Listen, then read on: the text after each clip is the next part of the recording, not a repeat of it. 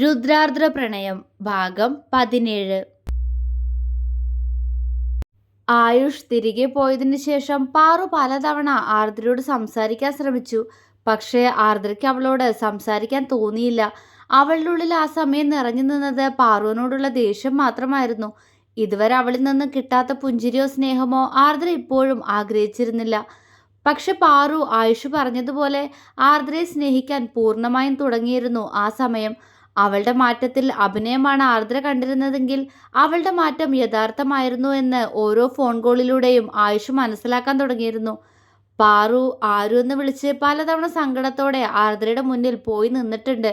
പക്ഷെ ഇന്നോളം അവൾ കാരണം തനിക്ക് ലഭിച്ച സങ്കടങ്ങൾ മറക്കാനും മാത്രമുള്ള മനസ്സ് അവൾക്കുണ്ടായിരുന്നില്ല. കാരണം ആർദ്രയുടെ വേദനകൾ അത് അവളുടേത് മാത്രമായിരുന്നു. പിന്നീട് പാറു അവളോട് സംസാരിക്കാൻ പോവാതെയായി. പക്ഷെ അവൾ മനസ്സുകൊണ്ട് ആർദ്രയെ തൻ്റെ അനിയത്തിയായി അംഗീകരിച്ചു കഴിഞ്ഞിരുന്നു. ഇതിനിടയിൽ ആയുഷ് പലതവണ തറവാട്ടിലേക്ക് വിളിച്ചു. ഒന്ന് രണ്ട് തവണ അവൻ്റെ വിശേഷങ്ങൾ അറിയാൻ അവൾക്കും ഫോൺ കിട്ടിയിരുന്നെങ്കിലും അവൻ്റെ ശബ്ദം കേൾക്കുമ്പോൾ അവനെ കാണാൻ തൻ്റെ ഹൃദയം മുറവിളി കൂട്ടുന്നതിനാൽ ആർദ്ര പിന്നീട് അവനോട് ഫോണിൽ സംസാരിക്കാതെയായി.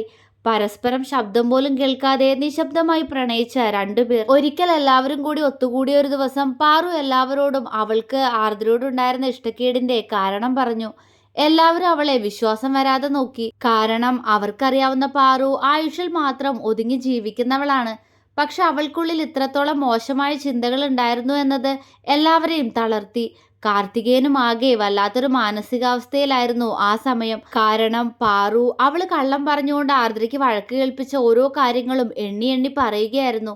ഒരേപോലെ കാണേണ്ട കൊച്ചുമക്കളെ വേർതിരിച്ച് കണ്ടതിൽ കാർത്തികേയൻ ആദ്യമായി കുറ്റബോധം തോന്നി. ഒരേപോലെ തന്നെയായിരുന്നു കണ്ടിരുന്നത് രണ്ടുപേരെയും. പക്ഷേ ആർദ്രയ്ക്ക് പാറുവിനോട് ദേഷ്യമാണെന്ന രീതിയിൽ പാറു എല്ലാവരോടും പറഞ്ഞപ്പോൾ ഒരിക്കൽ അവളെ ആർദ്ര പടിയിൽ നിന്നും തള്ളിയിട്ട് പരിക്കേൽപ്പിച്ചപ്പോൾ കാർത്തികേയൻ പാറു അതുവരെ പറഞ്ഞ കാര്യങ്ങളെല്ലാം വിശ്വസിച്ചു തുടങ്ങിയിരുന്നു. അതിനുശേഷമാണ് അയാൾക്ക് ആർദ്രയോട് ദേഷ്യം തോന്നി തുടങ്ങിയത്. അങ്ങനെ എപ്പോഴോ കൂടുതലായി അയാൾ പാറുവിനെ സ്നേഹിക്കാൻ തുടങ്ങി. അപ്പോഴും ആർദ്രയും തന്റെ കൊച്ചുമകളാണെന്ന് അയാൾ ഓർത്തില്ല. കാർത്തികേയൻ കുറ്റബോധത്തോടെ ആർദ്രയുടെ മുഖത്തേക്ക് നോക്കി. അവൾ ആരെയും നോക്കാതെ അകത്തേക്ക് കയറിപ്പോയി. അവൾക്കൊന്ന് കരയണമായിരുന്നു ഒറ്റയ്ക്കിരുന്ന്. ഇപ്പോൾ മുത്തശ്ശന്റെ മുഖത്ത് തനിക്ക് നേരെ വിരിഞ്ഞ നോട്ടം അത് പാറു സത്യങ്ങൾ പറഞ്ഞതുകൊണ്ട് മാത്രമാണെന്ന് അവൾക്കറിയാമായിരുന്നു. അല്ലെങ്കിൽ ഇപ്പോഴും ആ മുഖത്ത് തന്നോട് ദേഷ്യം തന്നെ ആയിരിക്കും. ആർദ്രയ്ക്കുള്ളിൽ മുത്തശ്ശനിൽ നിന്നും സ്നേഹം കൊതിക്കുന്ന ഒരു കുട്ടിയുണ്ടെന്ന് ആദ്യം തിരിച്ചറിഞ്ഞത് ആയുഷാണ്. ആർദ്ര തന്നോട് മിണ്ടുന്നില്ല എന്ന കാര്യം പറഞ്ഞ് പാറു സങ്കടപ്പെട്ട് ആയുഷിനെ വിളിച്ചപ്പോൾ എല്ലാം എല്ലാവരോടും തുറന്നു പറയാൻ അവനാണ് അവളോട് പറഞ്ഞത്. എല്ലാവർക്കും പാറുവിനോട് ഒരു ചെറിയ ദേഷ്യം തോന്നിയിരുന്നെങ്കിലും ആർക്കും അവളെ വെറുക്കാൻ കഴിയില്ലായിരുന്നു.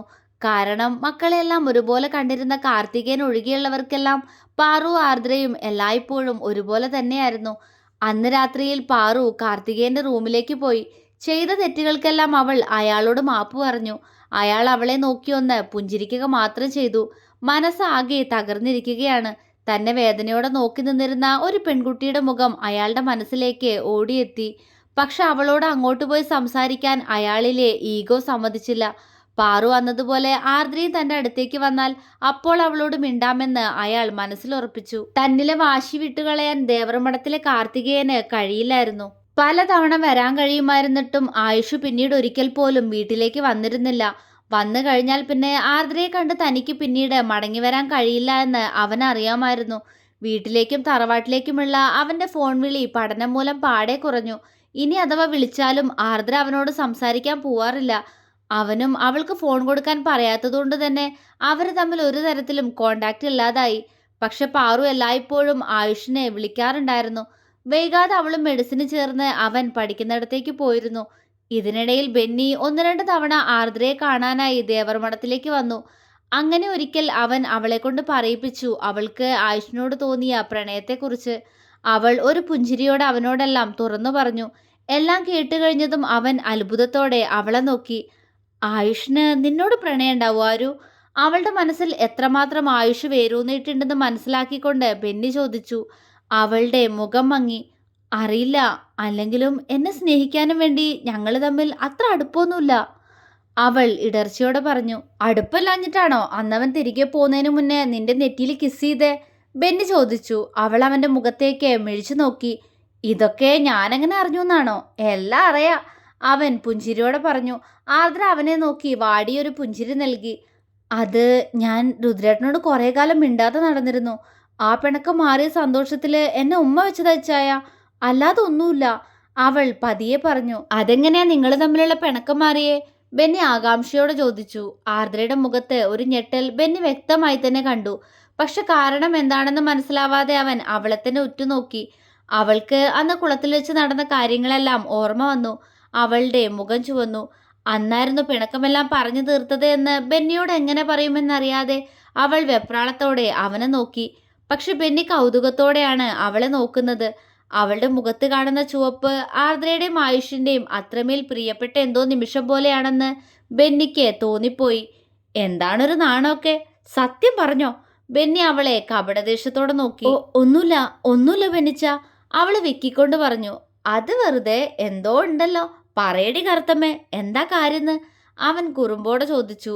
ആർദ്ര ഞെട്ടലോടെ അവനെ നോക്കി. അവൻ എന്താ എന്ന പോലെ അവളെ നോക്കി പുരികമുയർത്തി.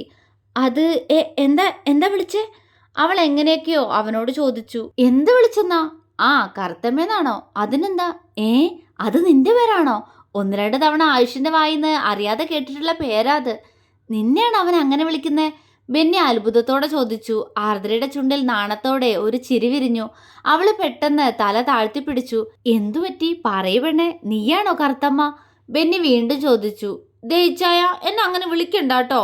എനിക്ക് ഇഷ്ടല്ല, അവള് പറഞ്ഞു. ഇഷ്ടല്ലെങ്കിൽ വിളിക്കില്ല. പക്ഷേ ആയുഷ് ഇടയ്ക്ക് കറുത്തമ്മ സുന്ദരിയാന്ന് പറയുന്നത് നിന്നെയാണല്ലേ? അപ്പോ നിന്റെ ഈ ചുവന്ന മുഖം കണ്ടപ്പോ എനിക്കത് മനസ്സിലായി. എങ്കിലും എന്ത് കാരണം കൊണ്ടാ അവൻ നിന്നെ അങ്ങനെ വിളിക്കുന്നേ? ബെന്നിക്ക് സംശയം. അറിയില്ല, അവൾ വെപ്രാളത്തോടെ പറഞ്ഞു. ബെന്നിക്ക് അതത്ര വിശ്വാസമായില്ലെങ്കിലും അവൻ പിന്നീട് ആ കാര്യം ചോദിച്ച് അവളെ ബുദ്ധിമുട്ടിച്ചില്ല. പിന്നെ നീ എന്താ പെണ്ണെ പാറുവിനെ ആയുഷിനെ കുറിച്ച് ഒന്നും ചോദിക്കാത്തെ? ബെന്നി ചോദിച്ചു. ഒന്നുമില്ല, ഇച്ചായൻ എന്നോട് പറയുമല്ലോ, അതുകൊണ്ടാ, അവള് കുറുമ്പോടെ പറഞ്ഞു. അയ്യടാ, എന്താ പെണ്ണിന്റെ കുറുമ്പ് നോക്കണേ? അവൻ അവളുടെ മൂക്കിൽ ഒന്ന് വലിച്ചു വിട്ടു. ഇച്ചായ, അവൾ മുഖം വീർപ്പിച്ചു. ഇനിയിപ്പോൾ അതിനെന്റെ കൊച്ചു മുഖം വീർപ്പിക്കണ്ട. നിന്റെ രുദ്രേട്ടനും പാറുവിനും അവിടെ ഒരു കുഴപ്പമില്ല. രണ്ടും അവിടെ അടിച്ചു പൊളിച്ച് കഴിയുന്നുണ്ട്. ബെന്നി പറഞ്ഞതും ആർദ്ര അവനെ നോക്കി പുഞ്ചിരിയോടെ തല കുലുക്കി. പക്ഷെ എനിക്ക് ആ പാറുവിന് അത്ര ഇഷ്ടമല്ല കേട്ടോ. എന്തൊരു അഹങ്കാരിയായിരുന്നു ആ പെണ്ണ്. എന്നിട്ടിപ്പോൾ എന്നോടും ബെന്നിച്ചാന്നൊക്കെ വിളിച്ച് സംസാരിക്കാൻ വരുന്നത് കാണാം. ബെന്നി ഇഷ്ടക്കേടോടെ പറഞ്ഞു. എന്നിട്ട്? ആർദ്ര ആകാംക്ഷയോടെ ചോദിച്ചു. എന്നിട്ട് എന്തുവാ? എനിക്ക് അവൾ അത്ര ഇഷ്ടമല്ല കൊച്ചേ. എൻ്റെ കൊച്ചിനെ കുറെ സങ്കടപ്പെടുത്തിയിട്ടുള്ളതല്ലേ, അതുകൊണ്ടാ, ബെന്നി പറഞ്ഞു. അതൊക്കെ കഴിഞ്ഞില്ല ഇച്ചായ. ഇപ്പം എന്നോട് വലിയ സ്നേഹം അവൾക്ക്. പക്ഷേ എനിക്ക് തിരിച്ച് അവളോട് ആ സ്നേഹം തോന്നുന്നില്ല എന്ന് മാത്രം, ആർദ്ര പറഞ്ഞു. നീ എന്ന് അവളോട് കൂട്ടാവുന്നോ അന്നേ ഞാനും അവളോട് കൂട്ടാവൂ, ബെന്നി ഉറപ്പിച്ചു പറഞ്ഞു. എന്തോ ചെയ്യേ, ആർദ്ര കുറുമ്പോടെ പറഞ്ഞുകൊണ്ട് അവൻ്റെ തോളിലേക്ക് ചാഞ്ഞിരുന്നു. അവനും അവളുടെ തലയിലേക്ക് തലമുട്ടിച്ച് ചേർന്നിരുന്നു. കൊച്ചേ, അവള് വല്ലാതെ അവനോട് അടുക്കുന്നത് പോലെ എനിക്ക് തോന്നുന്നുണ്ട് കേട്ടോ. ഇനി പാർവണയ്ക്ക് അവനോട് മറ്റെന്തെങ്കിലും രീതിയിലുള്ള ഇഷ്ടം കാണുമോ? ബെന്നി അവളെ ചേർത്ത് പിടിച്ചുകൊണ്ട് ചോദിച്ചു. ആർദ്രയുടെ കണ്ണൊന്ന് കലങ്ങി. അങ്ങനൊന്നും കാണില്ല ഇച്ചായ. പാറു ആദ്യേ രുദ്രേട്ടനോട് അങ്ങനെയാണല്ലോ. സങ്കടം തോന്നിയെങ്കിലും അവൾ അവനോട് പറഞ്ഞു. ചിലപ്പോൾ തോന്നുന്നതായിരിക്കും. ആവോ, എനിക്കെന്തായാലും അവളിങ്ങനെ സദാസമയവും അവൻ്റെ പിറകെ നടക്കുന്നത് കാണുമ്പോൾ ആ കുരുപ്പിനെടുത്ത് തോട്ടിലെറിയാൻ തോന്നും. അവളും അവളുടെ ഒരു ആയുഷേട്ടനും. അവൻ ചുണ്ടുകൊട്ടി. ആർദ്ര ചിരിയോടെ അവനെ നോക്കി. ഈ ഇച്ചായനിത് എന്താ? അവൾ അവൻ്റെ കയ്യിൽ കളിയോടെ അടിച്ചു. പിന്നെ ദേഷ്യം വരില്ലേ? ഞാനും ആയുഷും എവിടെയെങ്കിലും നിൽക്കുന്ന കണ്ട അപ്പം അങ്ങോട്ട് ഇടിച്ചു കയറി വരും കുരുപ്പ്, അവൻ പുച്ഛത്തോടെ പറഞ്ഞു. അവൻ്റെ സംസാരം കേട്ട ആർദ്ര പൊട്ടിച്ചിരിച്ചുകൊണ്ട് അവനെ നോക്കി. അവളുടെ ചിരി കണ്ട് അവനും ചിരി വന്നു. അപ്പോഴും അവരെ നോക്കി നിൽക്കുന്ന കാർത്തികേയന്റെ മുഖത്ത് ദേഷ്യമായിരുന്നു. അന്നത്തെ സംഭവത്തിന് ശേഷം ആർദ്ര തൻ്റെ അടുത്തേക്ക് വന്ന് സംസാരിക്കുമെന്ന് അയാൾ കരുതിയിരുന്നെങ്കിലും അവൾ അയാളുടെ അടുത്തേക്ക് പോയില്ല. അയാളെ എപ്പോൾ കാണുമ്പോഴും അവൾ അയാളിൽ നിന്നും പതിവിലും അകൽച്ച കാണിച്ചു. അയാൾക്കുള്ളിൽ ഒരു സങ്കടം തോന്നിയെങ്കിലും അവളുടെ സന്തോഷത്തിന്റെ അവകാശി ബെന്നിയാണ് എന്നത് അയാളിൽ ദേഷ്യം നിറച്ചു. വർഷങ്ങൾക്ക് ശേഷം ആയുഷും പീലിയും ഇപ്പോൾ കൈലാസം ഹോസ്പിറ്റലിലാണ് വർക്ക് ചെയ്യുന്നത്. ആയുഷ് അവൻ്റെ ആഗ്രഹം പോലെ തന്നെ ഗൈനക്കോളജിയിലാണ് സ്പെഷ്യലൈസ് ചെയ്യുന്നത്. പാറു അവൾ ആഗ്രഹിച്ചതുപോലെ ഇന്നൊരു പീഡിയാട്രീഷ്യനാണ്. ആയുഷ് ഹോസ്പിറ്റലിൽ കയറി വളരെ പെട്ടെന്ന് തന്നെ കൈപുണ്യമുള്ള ഡോക്ടർ എന്ന ലേബൽ സ്വന്തമാക്കിയിരുന്നു. പേഷ്യൻസിനോടുള്ള അവൻ്റെ മൃദു സമീപനവും കെയറിങ്ങും അവനെ പെട്ടെന്ന് തന്നെ നല്ലൊരു ഡോക്ടർ എന്ന നിലയിലേക്ക് എത്തിച്ചിരുന്നു. പക്ഷേ അന്നത്തെ ആയുഷിൽ നിന്നും ഇന്നത്തെ ആയുഷ് ഒരുപാട് മാറിയിരിക്കുന്നു.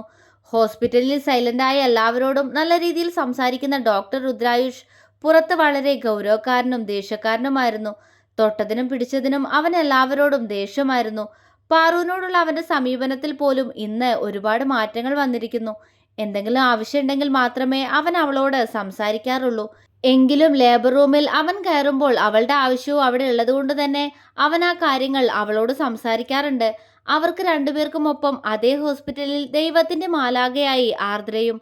തുടരും.